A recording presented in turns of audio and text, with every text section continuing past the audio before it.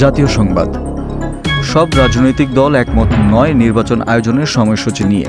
একটি দল ডিসেম্বরের মধ্যেই নির্বাচন দাবি করলেও এত দ্রুত নির্বাচন আয়োজন সম্ভব নয় বলে মত দিয়েছেন প্রধান উপদেষ্টা ডক্টর মোহাম্মদ ইউনূস। আজ টোকিওতে অনুষ্ঠিত নিক্কেই ফোরামের ৩০তম সম্মেলনের উদ্বোধনী বক্তব্য শেষে এক প্রশ্নোত্তর পর্বে তিনি একথা বলেন। তিনি বলেন, একটি সুষ্ঠু, অবাধ ও গ্রহণযোগ্য নির্বাচন আয়োজনের জন্য পর্যাপ্ত প্রস্তুতির প্রয়োজন। আমরা এমন একটি নির্বাচন চাই যাতে দেশের জনগণের আস্থা থাকে। দেশের ৬ জেলার নদ নদীর পানি বিপদসীমা অতিক্রম করতে পারে। একই সঙ্গে নিম্নাঞ্চলে বন্যা পরিস্থিতি সৃষ্টি হওয়ার ঝুঁকি রয়েছে বলে জানিয়েছে পানি উন্নয়ন বোর্ড।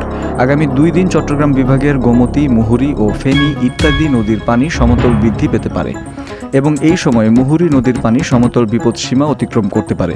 এই সময়ে ফেনী জেলার মুহুরী নদীর সংলগ্ন নিম্নাঞ্চলে বন্যা পরিস্থিতি সৃষ্টি হওয়ার ঝুঁকি রয়েছে।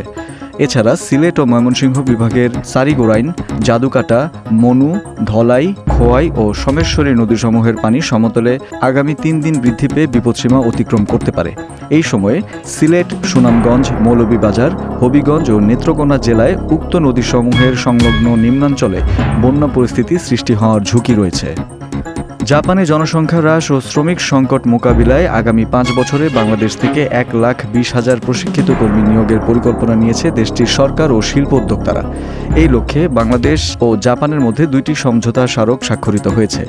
আজ টোকিওর তোশি কাইকান কনফারেন্স হলে আয়োজিত বাংলাদেশ সেমিনার অন হিউম্যান রিসোর্সেসে এই ঘোষণা দেওয়া হয়।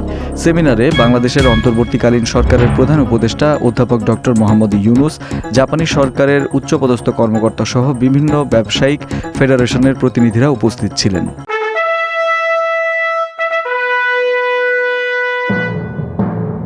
রাজনীতির সংবাদ।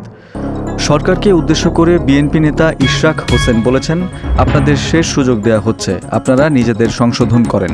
আজ ঢাকা দক্ষিণ সিটি কর্পোরেশনের নগর ভবনে তিনি একথা বলেন।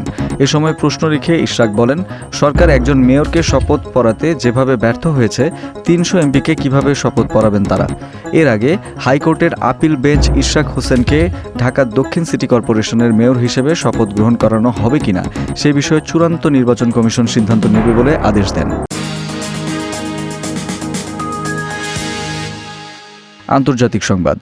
১৮০ জন যাত্রী নিয়ে সিঙ্গাপুর থেকে আসা এয়ার ইন্ডিয়ার একটি যাত্রীবাহী বিমান চেন্নাই বিমানবন্দরে অবতরণের ঠিক আগ মুহূর্তে হঠাৎ প্রতিকূল আবহাওয়ার মুখে পড়ে। নির্ধারিত সময় অনুযায়ী AI 347 ফ্লাইটটির অবতরণের কথা ছিল ঠিক তখনই, কিন্তু বিমানবন্দরের রানওয়ের কাছাকাছি এসে হঠাৎ করে বাতাসের দিক ও গতি পরিবর্তনের ফলে পরিস্থিতি হয়ে ওঠে অত্যন্ত বিপজ্জনক। বিমানের উচ্চতা তখন প্রায় ২০০ ফুটের কাছাকাছি। এমন পরিস্থিতিতে ঝুঁকি না নিয়ে অবতরণ থেকে বিরত থাকার সিদ্ধান্ত নেন পাইলট। ফলে ১৮০ জন যাত্রীর প্রাণ বেঁচে যায়। তথ্য প্রযুক্তির সংবাদ। বাংলাদেশে নিজেদের কার্যক্রম বিস্তারে দেশের একাধিক প্রতিষ্ঠানের সঙ্গে অংশীদারিত্ব গড়ছে মার্কিন স্যাটেলাইট ভিত্তিক ইন্টারনেট সেবাদাতা প্রতিষ্ঠান স্টারলিংক। এই সহযোগিতাগুলো মূলত গ্রাউন্ড স্টেশন নির্মাণ, কো-লোকেশন ও data centre hosting, core site ব্যবস্থাপনা, ট্রান্সমিশন পরিষেবা এবং আন্তর্জাতিক ইন্টারনেট গেটওয়ে IIG সুবিধা নিয়ে গঠিত। জানা গেছে, ফাইবার অ্যাট হোম এবং এর সহযোগী প্রতিষ্ঠানগুলোর সঙ্গে স্টারলিংকের বেশিরভাগ গুরুত্বপূর্ণ সমঝোতা চূড়ান্ত হয়েছে। গাজীপুরের কালিয়াকৈরের হাইটেক পার্কে দেশের প্রথম গ্রাউন্ড স্টেশন নির্মাণ করছে ফাইবার অ্যাট হোম। একই প্রযুক্তি পার্কে অবস্থিত tier 3 data centre Felicity IDC limited স্টারলিংকের সার্ভারগুলো হোস্ট করা হবে। খেলার সংবাদ। বাংলাদেশ ক্রিকেট বোর্ডের শীর্ষ পদ ফের পরিবর্তনের আলোচনায় উত্তাল দেশের ক্রীড়াঙ্গন। মাত্র ৯ মাস আগে দায়িত্ব নেওয়া ফারুক আহমেদের বিদায় ঘণ্টা বাজতে পারে দ্রুতই। সম্ভাব্য উত্তরসূরি হিসেবে আলোচনায় উঠে এসেছে জাতীয় দলের সাবেক অধিনায়ক এবং বাংলাদেশের প্রথম টেস্ট সেঞ্চুরিয়ান আমিনুল ইসলাম বুলবুলের নাম। গত কয়েকদিনে এই বিষয়ে আলোচনার গতি বেড়েছে। ক্রীড়া উপদেষ্টা আসিফ মাহমুদ সজীব ভুঁইয়ার সঙ্গে বিসিবি সভাপতি ফারুক আহমেদের বৈঠকের পর বিষয়টি নতুন মাত্রা পেয়েছে।